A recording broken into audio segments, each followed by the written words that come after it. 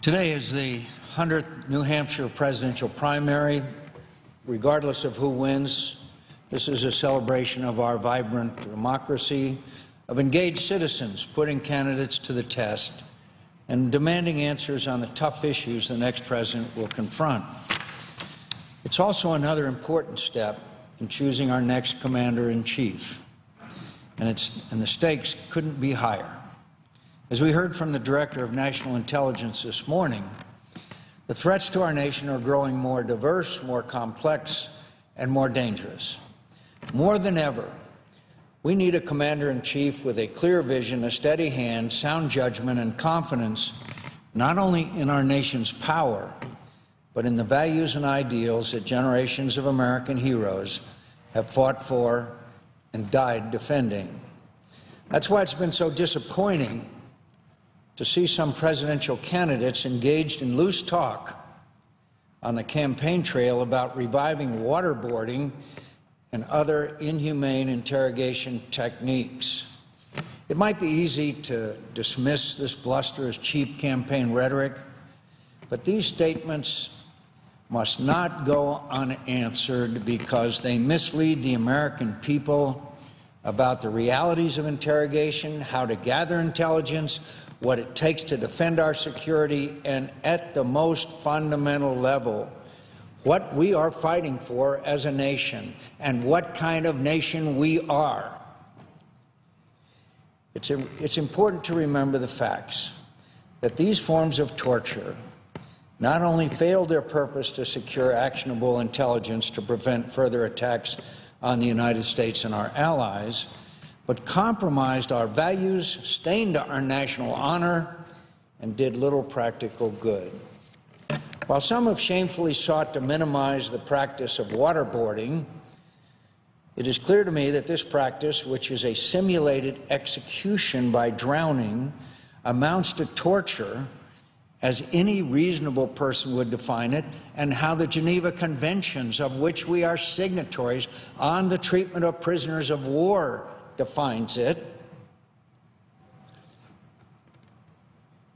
The use of these methods by the United States was shameful and unnecessary because the United States has tried, convicted, and executed foreign combatants who employed methods of torture, including waterboarding, against American prisoners of war.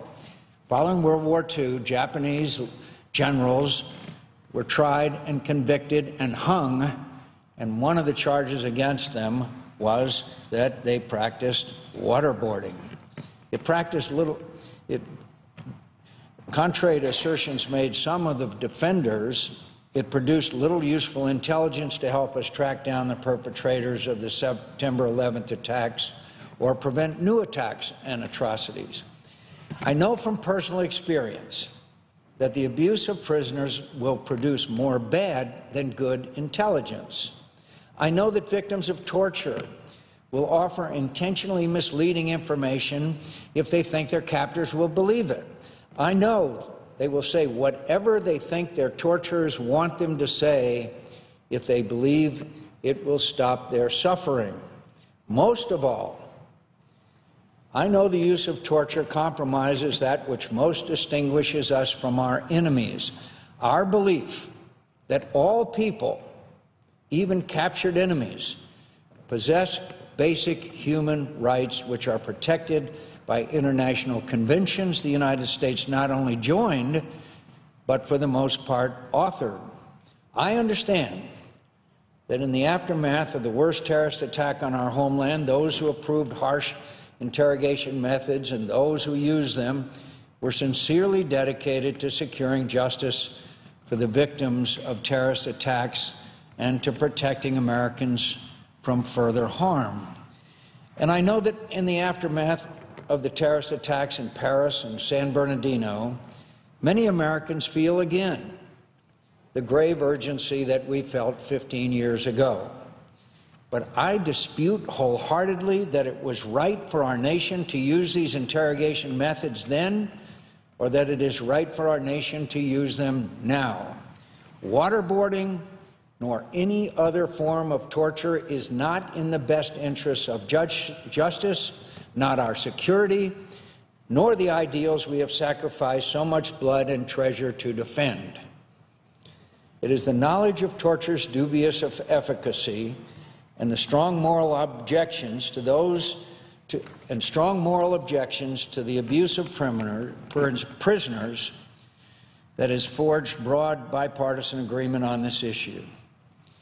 Last year, the United States Senate passed, in an overwhelming vote of 91-3, the National Defense Authorization Act for fiscal year 2016, legislation that took a historic step forward to ban torture once and for all by limiting U.S. government interrogation techniques to those in the Army Field Manual. That vote was 91-3. There was debate and discussion about it in the Armed Services Committee and on the floor of this Senate. The vote was 91-3. Now candidates are saying they will disregard the law. I thought that was our complaint, Republican complaint, with the present President of the United States. The U.S. military has successfully interrogated more foreign terrorist detainees than any other agency of our government. The Army Field Manual, in its current form, has worked for the United States military, including on high-value terrorist detainees in Iraq, Afghanistan, and elsewhere, and it reflects current best thinking and practices on interrogation.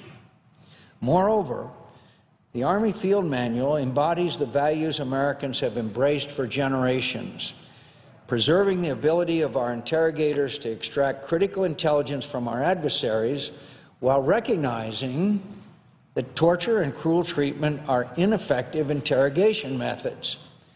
Some of the nation's most respected leaders from the U.S. military, CIA, and FBI supported this legislation, as well as numerous human rights organizations and faith groups, including the National Association of Evangelicals and the United States Conference of Catholic Bishops. General David Petraeus, a military leader that I admire more than literally any living military leader, General David Petraeus said he supported the use of the Army Field Manual because, and I quote General David Petraeus, "Our nation has paid a high price in recent decades for the information gained by the use of techniques beyond those in the Field Manual, and in my view, that price far outweighed the value of the information gained through the use of techniques beyond those in the manual," and obviously that includes waterboarding. Why don't we listen to people like General David Petraeus, who has had vast experience in Iraq and Afghanistan with detainees and the information that we have gotten from them and our practices? And if General Petraeus were here, he would tell you that the most effective method of gaining information is establishing a friendly relationship with the detainee. Obviously, we need intelligence to defeat our enemies, but we need reliable intelligence. Torture produces more misleading information than actionable intelligence. And what the advocates of harsh and cruel interrogation methods have never established is that we couldn't have gathered as good or more reliable intelligence from using humane methods. The most important lead we got in the search for bin Laden came from using conventional interrogation methods. I think it's an insult to the many intelligence officers who have acquired good intelligence without hurting or degrading prisoners to assert we can't win this war on terrorism without such methods. Yes, we can, and we will. But in the end, torture's failure to serve its intended purpose isn't the main reason to oppose its use.